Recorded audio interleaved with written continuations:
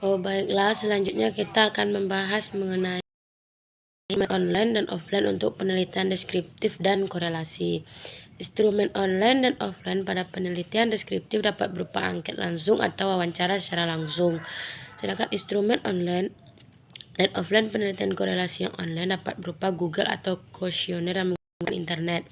Kemudian ada instrumen R dan D yang digunakan dalam instrumen terdiri dari pelajaran, instrumen tes, instrumen skala, dan instrumen angket.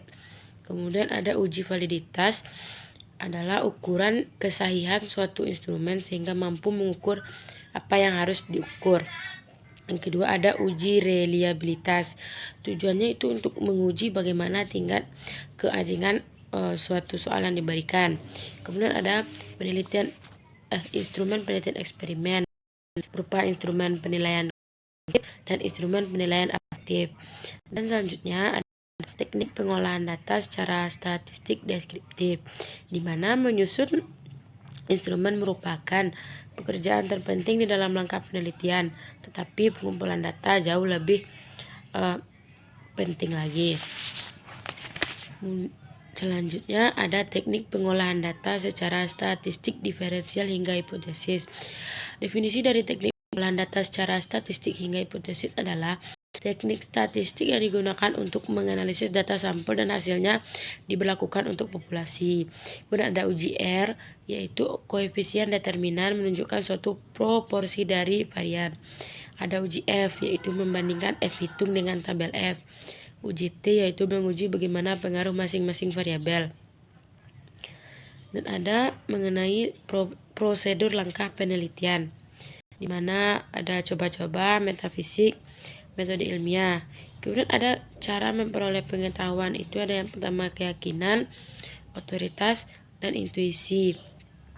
Dan tahap berpikir ilmiah melalui beberapa tahap. Yang pertama konsep masalah, kita mengajukan hipotesis, mengumpulkan data, menganalisis data dan kesimpulan. Kemudian ada menyusun jadwal penelitian. Dalam menyusun jadwal penelitian merupakan serangkaian daftar tabel yang menunjukkan tahapan secara lengkap dari persiapan, pelaksanaan, dan penyusunan laporan dengan memberikan keterangan waktu. Baiklah, kita lanjut membahas mengenai hasil penelitian untuk setiap tahap pada model penelitian R dan D. Research and Development atau R dan D merupakan metode penelitian yang dilakukan secara sengaja dan sistematis untuk menyempurnakan produk yang telah ada maupun mengembangkan suatu produk baru melalui pengujian. Kemudian ada tahapnya, yaitu tahap pendefinisian, bertujuan untuk menetapkan dan mendefinisikan syarat-syarat pembelajaran. Kemudian ada tahap perancangan, tahap pengembangan, dan tahap penyebaran. Langkah-langkah dalam melakukan R dan D, pengumpulan data, perencanaan, dan 3 pengembangan desain. Yang keempat uji coba lapangan awal. Nah, kita lanjut pada pembahasan penelitian dengan contoh. Menulis hasil penelitian merupakan langkah peneliti dalam memastikan berbagai hal. Pastikan pembahasan hasil penelitian merupakan keselarasan dengan sistematika, kerangka berpikir, dan pertanyaan penelitian. Kemudian pembahasan penelitian adalah jawaban pertanyaan penelitian. Ada pembahasan atau bagian paling penting dari uraian pokok dari yang kamu bahas. Baiklah, selanjutnya mengenai pengertian kesimpulan, fungsi, dan cara membuatnya, dan contoh. Kesimpulan didefinisikan sebagai paragraf yang paling akhir dari suatu makalah, hasil penelitian, ataupun bagian paling belakang dari suatu presentasi. Fungsinya itu bagian penting dari kegiatan penelitian karena merupakan kesimpulan dari penelitian. Cara menyusun kesimpulan, mengemukakan ulang topik dan masalah penelitian, meringkas poin-poin penting, paparkan implikasi dan saran. Kemudian cara menyusun kesimpulan itu nyatakan kembali topiknya, tulis ulang tesis, ringkas poin utama, tambahkan poin penting, buat ajakan untuk bertindak jika perlu, dan jawab pertanyaan. Kemudian ada implikasi penelitian dan contohnya.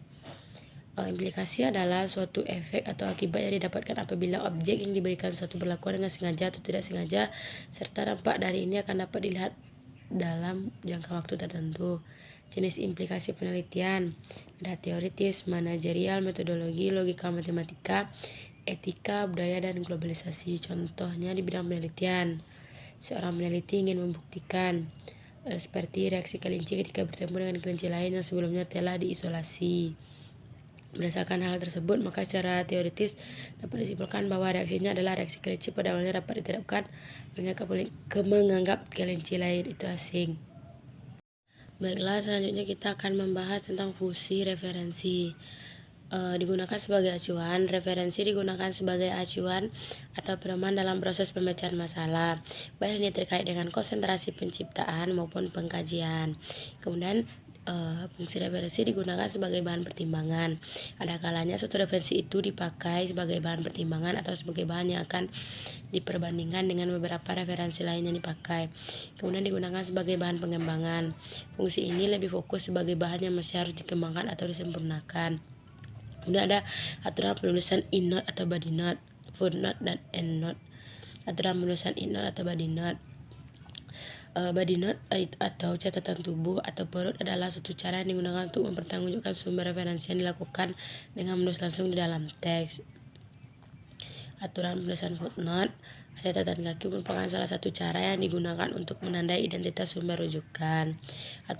Aturan penulisan endnote atau catatan akhir adalah salah satu cara mempertanggungjawabkan referensi yang digunakan dengan cara menuliskan data referensi itu pada bagian akhir karangan. Kemudian ada aturan penulisan referensi berdasarkan beberapa sumber berdasarkan beberapa style. Aturan Harvard apa style. Aturan penulisan sumber kutipannya itu sumber kutipan dapat ditulis pada awal atau akhir kutipan. Penempatan sumber kutipan, nama penulis suatu sumber kutipan hanya ditulis nama belakang. Jika penulis terdiri dari dua orang, kata penghubung penulis pertama dan kedua menggunakan dan. Kemudian ada aturan Vancouver. Gaya Vancouver sering digunakan dalam penulisan jurnal ilmiah atau publikasi akademik. Umumnya penulisan ini disebut sebagai author number system dikarenakan sistem penulisannya yang merujuk menggunakan angka. Baiklah, selanjutnya kita akan membahas materi terakhir mengenai komponen penelitian. Yang pertama ada komponen penelitian eksperimen. Itu ada partisipan, instrumentasi atau materi, prosedur eksperimentasi, kemudian ada analisis data, dan interpretasi. Kemudian ada komponen laporan penelitian R dan D. Itu ada hasil penelitian yang diperoleh. Kemudian yang kedua hasil penelitian mengenai kepraktisan bahan ajar berupa modul. Kemudian hasil penelitian mengenai keefektifan bahan ajar ditunjukkan dari respon yang positif. Kemudian ada komponen laporan penelitian deskriptif, ada kata pengantar, daftar isi, halaman judul, lembar pengesahan, dan abstrak. Kemudian komponen laporan penelitian korelasi.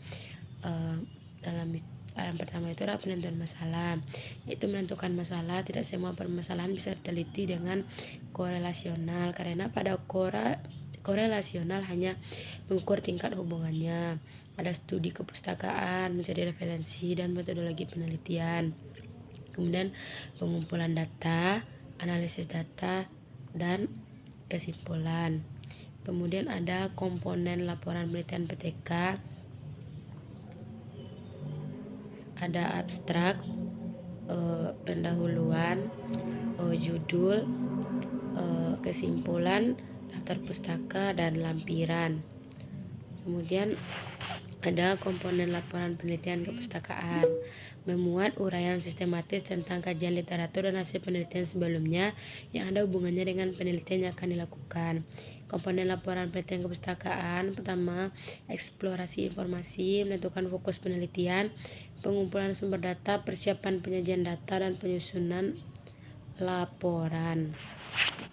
Kemudian ada komponen laporan penelitian mix, di mana Penelitian ini merupakan pendekatan penelitian yang mengkombinasikan atau mengasosiasikan bentuk kualitatif dan bentuk kuantitatif. Penelitian metode campuran adalah penelitian yang melibatkan penggunaan dua metode, yaitu metode kuantitatif dan kualitatif.